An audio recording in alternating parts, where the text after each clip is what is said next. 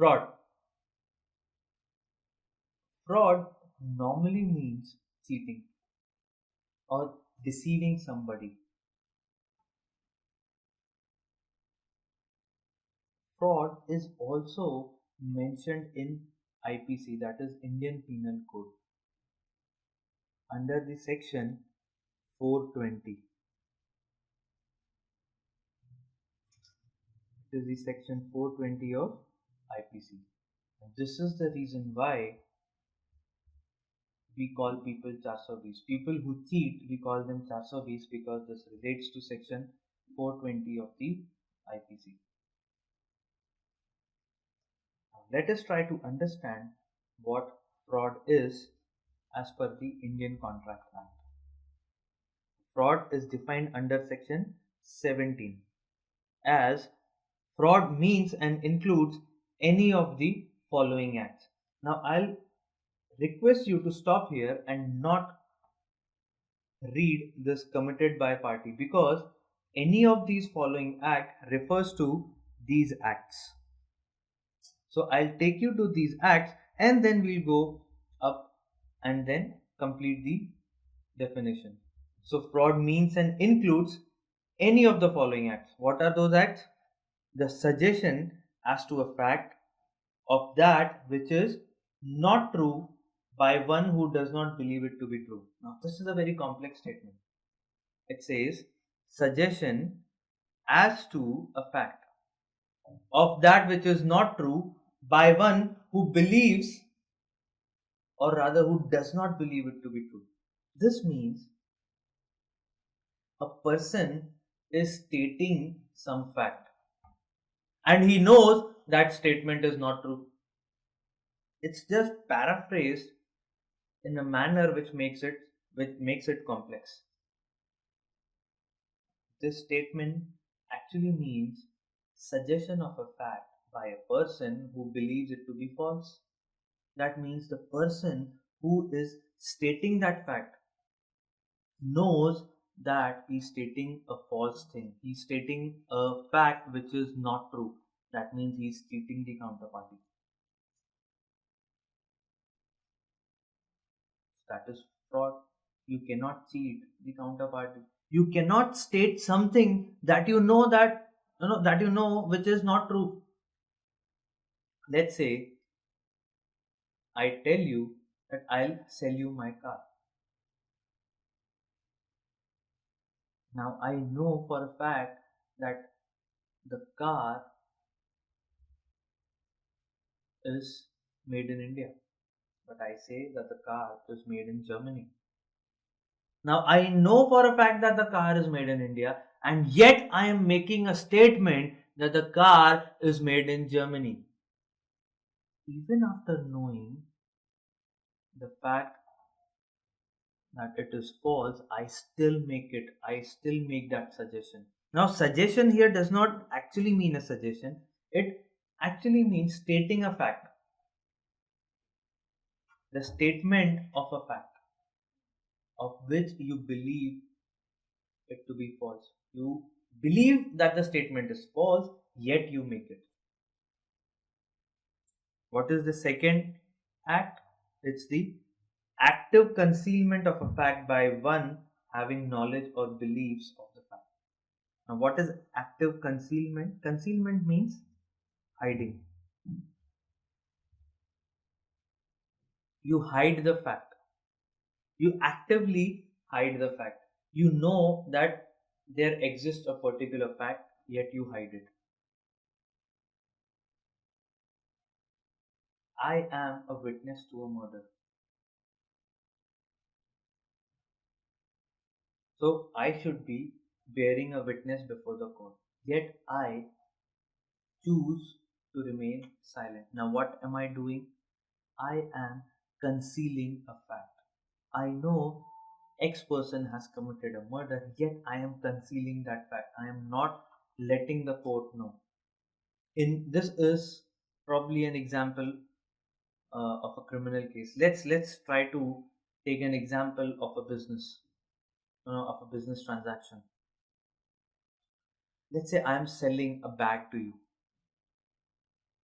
and I know for a fact that the bag is defective. Yet I am hiding that fact and trying to sell it to you. This would imply fraud because I am actively concealing a fact. I know that there is a hole in the bag, yet I am trying to sell it to you. So I am hiding, I am concealing a fact. By one having knowledge or belief of the fact, I have the knowledge, I have the belief of the fact that there is a hole in the bag, yet I am hiding it. So this would also imply, this would also lead to a transaction, a business contract which is induced by fraud. The next is a promise made without any intention of performing it. I make a promise to you and I do not perform it, that becomes a fraud. I tell you, give me a lakh of rupees and I'll double it and give it to you after a year. So after 1 year, I'll give you 2 lakh rupees. I take 1 lakh from you and run away. What am I doing here? I promise something with an intention of not performing it. My intention was to get money from you and run away. So I simply made a promise just to induce a contract from your end. I did not intend to perform my promise. I intended to cheat you. So we can say that this contract is induced by fraud. Any other act fitted to deceive. Now the court has left the definition open. Now it is at the discretion of the court, it can make any act as a fraud if it thinks fit. If the court is of the opinion that the act is fitted to deceive means fitted to cheat. If the court thinks that this act will cheat some other party, it will call it as fraud. So this is a definition which is pretty much open. It is not an inclusive definition. Any other act apart from these three which are mentioned specifically, any other act can also be termed as fraud at the discretion of the court. The next point also is pretty much similar.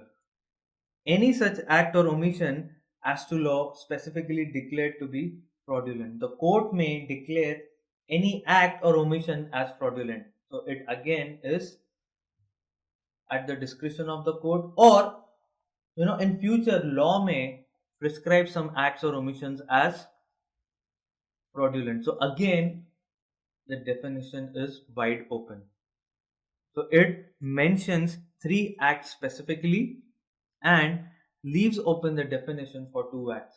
That is any act at the discretion of the court which the court thinks may deceive, and any act which the law may think that it will deceive and it declares. That means it mentions it in the law as fraudulent.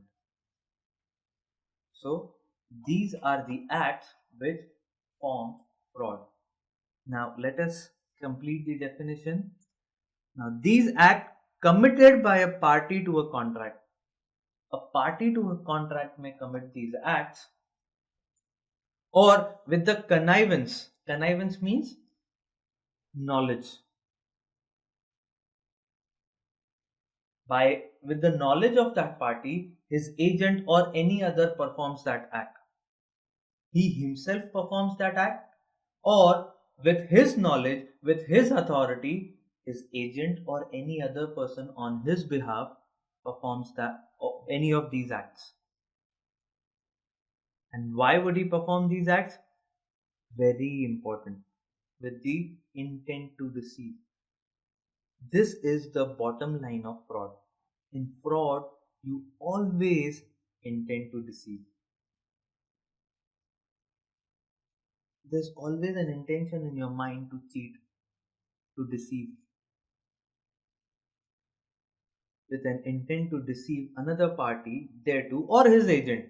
You deceive him or his agent, or to induce him to enter into a contract. You do all this to make him enter into a contract. I lie to you, I hide the facts, I promise you something, I do all these things to make you enter into a contract. I try to deceive you to make you enter into a contract. So fraud is performing these acts which are listed here, these 5 acts. This is by whom,